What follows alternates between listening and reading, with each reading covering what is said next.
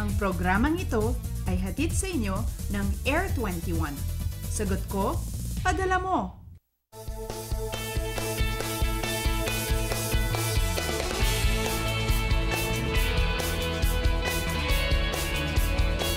Good morning Luzon, Visayas, Mindanao. 4:59 ayon sa Philippine Standard Time and rise and shine ngayong first Friday ng March. The weekend is almost here and I know excited na kayo sa yung break mula sa eskwela at opisina. Bago mag-schedule ng inyong mga lakad, alamin muna natin kung makikiayon nga ba yung lagay ng panahon sa ating mga plano.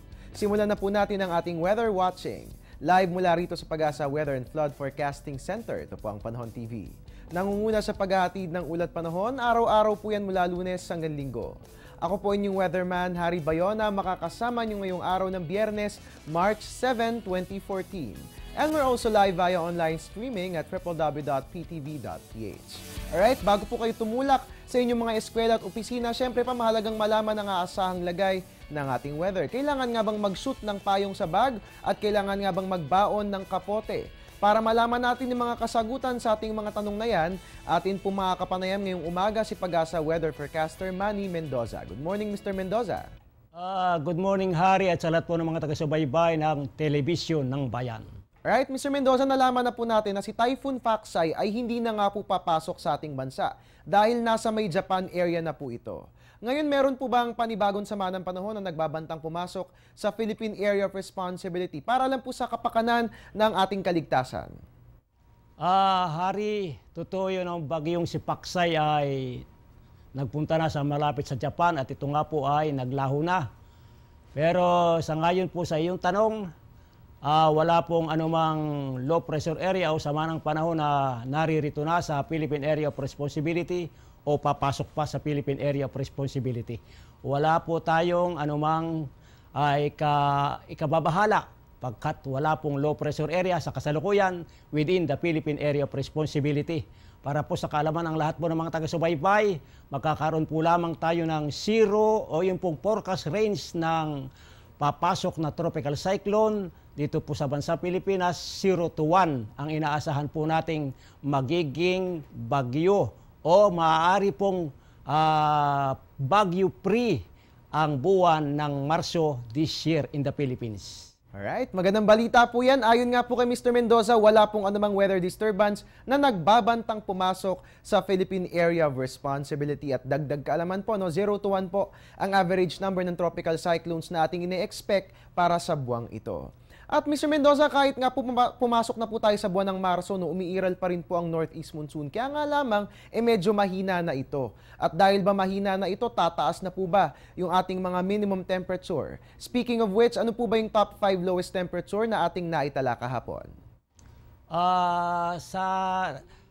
Ang katotohanan po noon ay medyo malakas pa rin po yung ating northeast monsoon. Kaya narito pa rin po yung ating lowest temperature na naitala po kahapon dito sa Pag-asa. Dito po sa Baguio City, 12.6 degrees Celsius. Sa Malaybalay, 13.7 degrees Celsius. Sa Itbayat, Batanes, 17.3 degrees Celsius. Sa Basco, Batanes, 18.0 degrees Celsius. Sa Tanay, Rizal, 18.0 degrees Celsius. At speaking po ng mga lowest temperature, pwede pa rin pong maganap ito sa araw na ito, yung pong mga naganap na lowest temperatures dito sa bansang Pilipinas kasi still malakas pa rin po o nag-prevail pa rin po yung ating northeast monsoon diyan po sa dito po sa Northern Luzon, kasama po ang ibang bahagi ng bansang Pilipinas. Kasi nga po, yung ating northeast monsoon ay still namamayagpag pa rin po kasi malakas pa rin po yung ating high pressure area sa mainland China and still, there is still tinatawag po nating winter season in the Northern Hemisphere.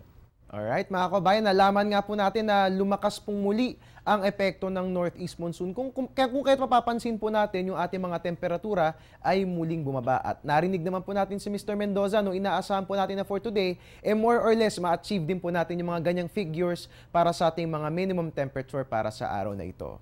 And in relation pa rin sa northeast monsoon, Mr. Mendoza, ngayong lumakas po itong nasabing weather system, magkukos pa rin po ba ito ng pagtataas natin ng gale warning? Aling mga baybayin po ba ang maaapektuhan ng nasabing babala? Actually, kahapon, nakataas po yung ating gale warning sa Northern Luzon. At medyo humina na po yung ating northeast monsoon sa Northern Luzon.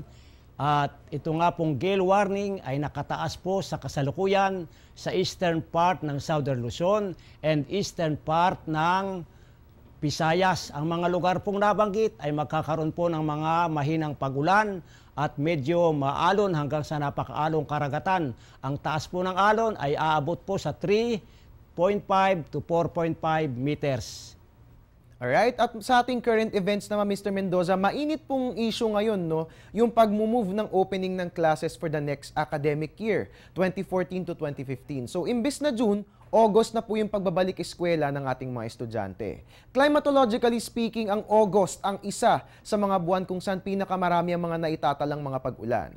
What's your take on this? Magiging smart move po ba ang pag-move ng opening ng classes from June to August as far as weather and/or climate is concerned?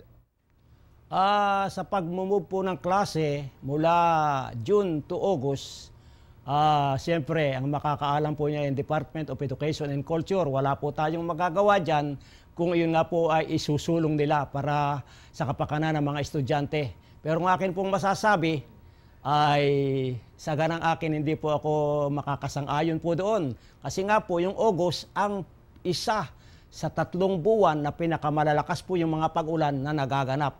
July, August, September. Kaya po sa aking palagay, kung po pwede, June na lang o September magsimula ang klase.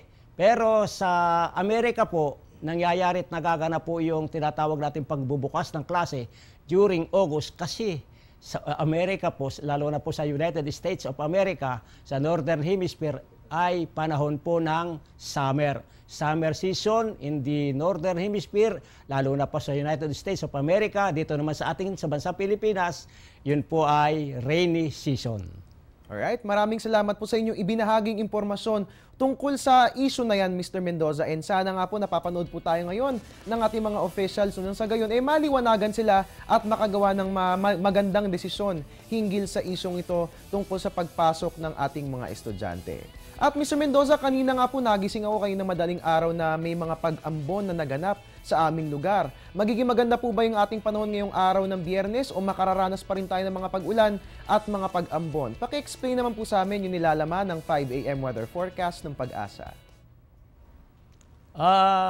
Tulad po ng nakikita natin dito sa satellite imagery na ito, kitang-kita pa rin po natin yung hanging amihan. At ito pong hanging amihan ang nagiging dahilan para magkaroon po ng kaunting mga pag-ulan at mga pag-ulan dito po sa Luzon and Visayas kasama po sa Metro Manila. Siyempre po, ang Luzon kasama po ang Metro Manila maging ang Kabisayaan ay magkakaroon po ng maaliwalas na kalangitan maliban nga po sa pulupulong mahinang pag-ulan dito po sa Metro Manila na naganap po kaninang madaling araw. At in pong Mindanao ay magkakaroon din po ng maaliwalas na kalangitan na may pulupulong mahinang pag-ulan at pagkidlat pagpulog pagkat nagkakaroon po doon ng wind convergence coming from the northeast, coming from the north, and coming from the east. Sa madaling salita, makakaranas po ng medyo maaliwalas at magandang panahon ang bansang Pilipinas, lalo na po dito sa Luzon. Pero doon po sa Visayas at sa Mindanao, medyo ganoon din po ang mangyayari, kaya lang malaki po ang posibilidad na umulan, lalong-lalo na po sa mga silangang bahagi ng Visayas at Mindanao due to the presence of the northeast monsoon and due to convergence, wind convergence. Alright, maraming salamat. Bilang panghuli na lang, Mr. Mendoza, para po bukas sa weekend, magiging maaliwalas din po ba ang ating weather? Ano ba nga asang lagay ng panahon sa araw ng Sabado at ganoon din sa araw ng Linggo? As per our satellite imageries, interpretation of meteorological data sangayon po sa aming pagsusuri ng panahon at ito po nga po walang gaanong mang changes sa pattern ng ating panahon sa wind system, sa weather system, ganun pa rin pong panahon ang ating mararanasan sa bansang Pilipinas. Maganda-ganda pa rin po ang panahon, maliwalas pa rin po ang panahon, maliban nga po lamang sa mga pulupulong mahinang pag-ulan at pagkidlat pagkulog dito po sa bansang Pilipinas, lalo na po dito sa Luzon, including Metro Manila. Alright, maraming salamat po sa inyo Mr. Mendoza and happy weekend po sa inyo. At mga kababayan, atin nga pong nakapanayam si Pag-asa Weather Forecaster Manny Mendoza. Ngayon naman silipin natin anong oras nga ba sisikat si Haring Araw for today. Ang ating sunrise ay 6:09, ang ating sunset naman ay 6:05. Ang ating moonrise ay 10:32 AM, ang ating moonset ay 10:44 PM, illumination po yan na 35% at makikita nga po natin ang first quarter moon bukas po yan, March 8. Ang first quarter moon nga po yung ikatlong phase ng buwan kung saan kalahating parte lamang nito ang naiilawan at nakikita sa kalangitan. It rises around noon and sets around midnight. But wait, there's more mga kabayan. No? Bukas atin ding makikita ang lunar sandwich. Ang buwan ay mapapagitnaan ng orange star na Betelgeuse at planetang Jupiter. Talaga naman magliliwanag ang kalangitan, so pakaantabayanan po natin yan. At para naman po sa ating tidal predictions along Manila Bay natin sa atin ng NAMRIA, ang ating high tide ay 2:27 AM, itaas po ay na 0.41 meter, habang ang ating low tide naman ay 6:43 AM at may taas po ay na 0.28 meter. At ngayong nalaman natin na naging malakas muli ang northeast monsoon, no? Mahalagang malaman din kung alin nga bang mga lugar ang makararanas ng malamig na panahon dulot ng nasabing weather system. Silipin po natin yan sa pagbabalik ng Panahon TV.